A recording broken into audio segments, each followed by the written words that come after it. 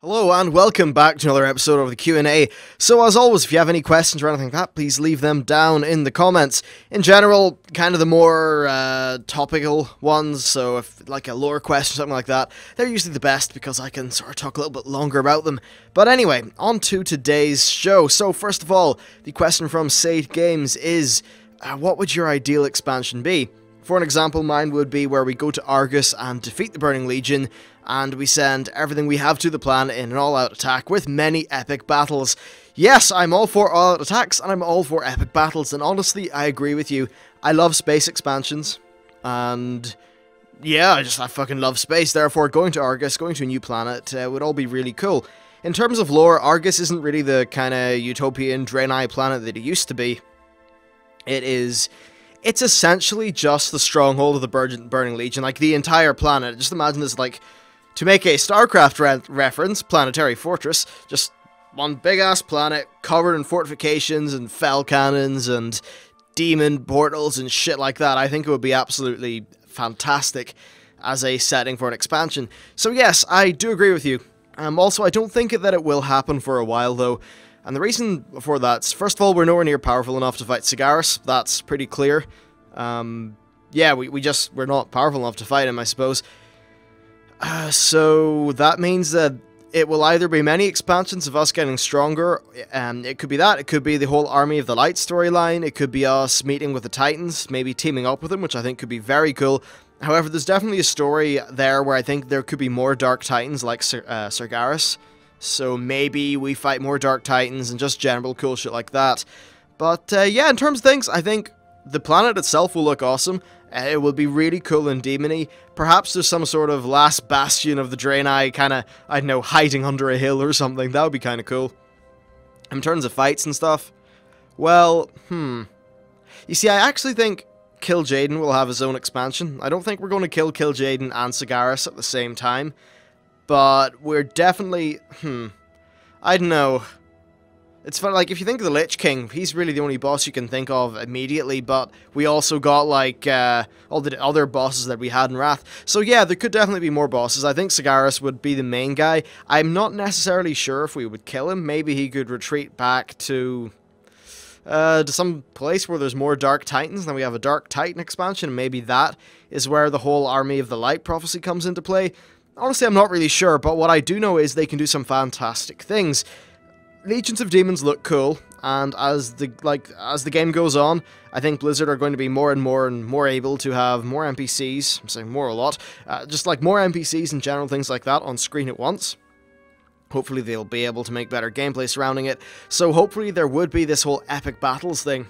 Actually, while I say epic battles, that's a thing in Lord of the Rings Online, and I actually think it's a really awesome way of doing things, right?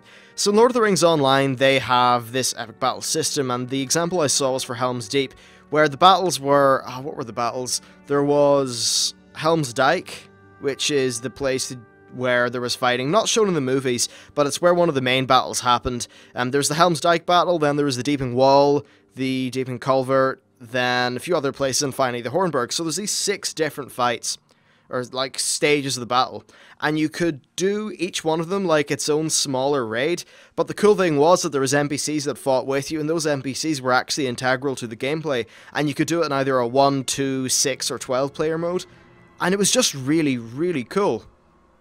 They actually did a surprisingly good job of making it feel like the Battle of Helm's Deep. So if Blizzard could do similar things like that, and just really make it feel like there's giant battles going on, at least in 1 or 2 instances, you wouldn't want a whole raid of that, obviously, but actually, you know what? Fuck it. Let's have a new system in the game. Call it Epic Battles, just like Lord of the Rings Online, and let's do that kind of thing.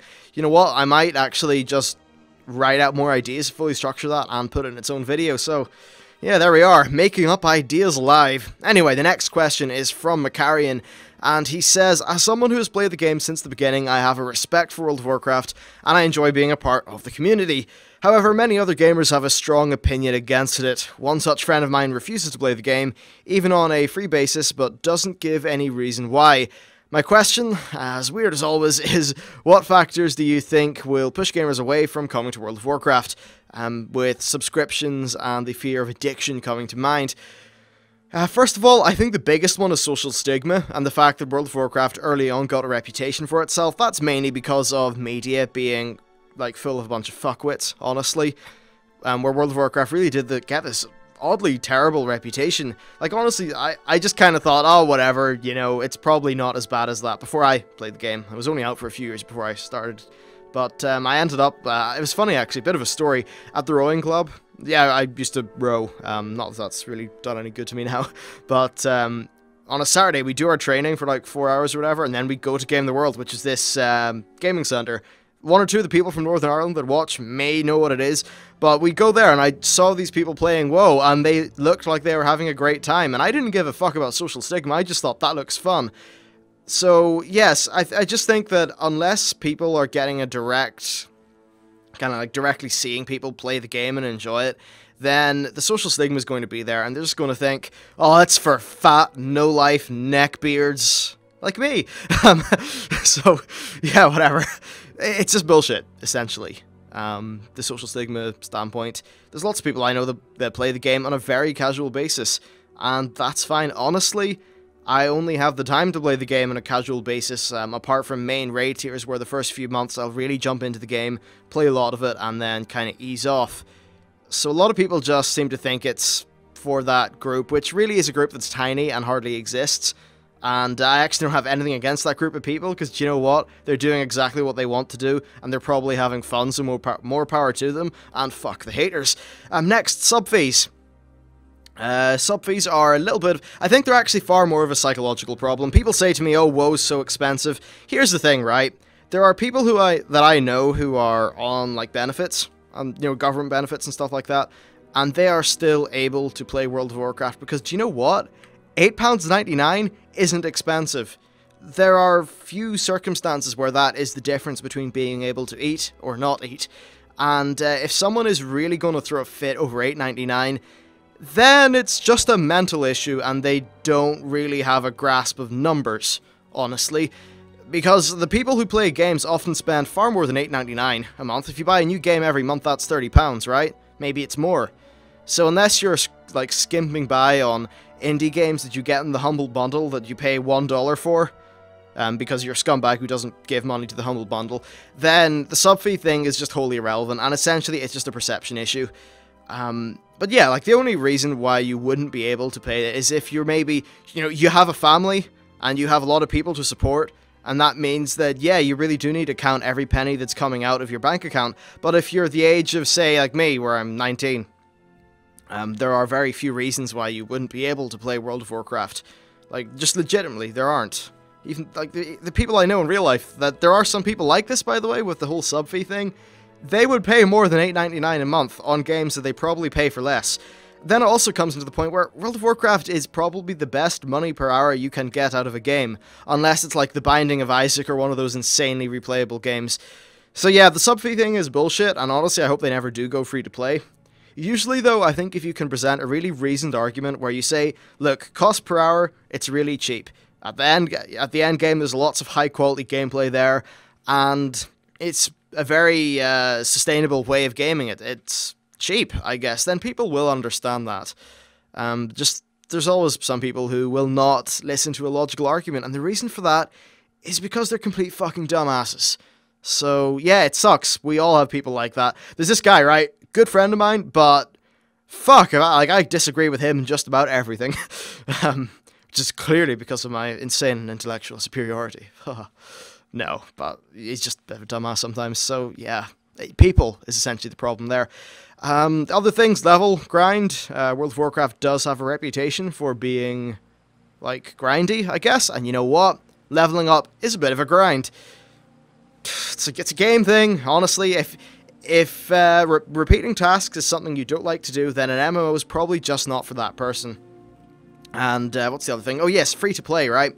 All these people are saying, well, there's other free games I can play. First of all, free to play, it's free to play, but not free to enjoy, in the vast majority of cases, where they'll just try to nickel and dime you for every single thing, which, honestly, I don't think is like a major problem, unless you're not Riot, well, okay, yeah, Riot or Valve, because these free-to-play games, like, they have to make money. But the problem is that I think in essence just being free to play undermines some of the core aspects of designing a game, and often designers just cannot be trusted to do things right. Or more, the companies like the publishers who are putting pressure on free-to-play developers, they can't be trusted. So really, I don't see free-to-play as a extremely valid way of making a game that is legitimately going to be very good, because there's very few people that do it right. Most of the free-to-play games I've seen, even just the fact of you can only go into this dungeon if you pay, that is just such a deal breaker in terms of immersion and things like that. So yeah, really, World of Warcraft, I know I kind of deviated from your question a bit, but there's lots of interesting stuff to talk about with it. But yeah, essentially the reason why people refuse to play the game, and don't give any reasons why, is because people are fucking retards, and they're shit at listening, essentially. Also, people are very, it's very hard to get people to really change their opinion. And often sometimes it's just with them, whereas they're just extremely, won't change. Sometimes though, if you try to change their opinion in a confrontational matter, all that'll happen is you push them away further. So really, the only way to get to those people is, even if you don't mean it, you just need to play nice and essentially be a bit of a manipulative bastard, but when's that really done anyone any harm? So yeah, it's hard. And oh yeah, then of course, finally, World of Warcraft just isn't for some people. That's totally cool. They have their games to play. The next question is from Antoine, who says, hey, I have a question. Do you think there will be any more quests like, say, an Ice Crown that have an impact on the world, taking a base or that kind of thing? Basically, one of the quests in Eastern Plaguelands was really disappointing because with the Tyr's Hand questline, you took it from the Scarlet Crusade, but when you finish, it's kind of like you've cleared the place out, but there's still Crusaders running around. It just doesn't make sense.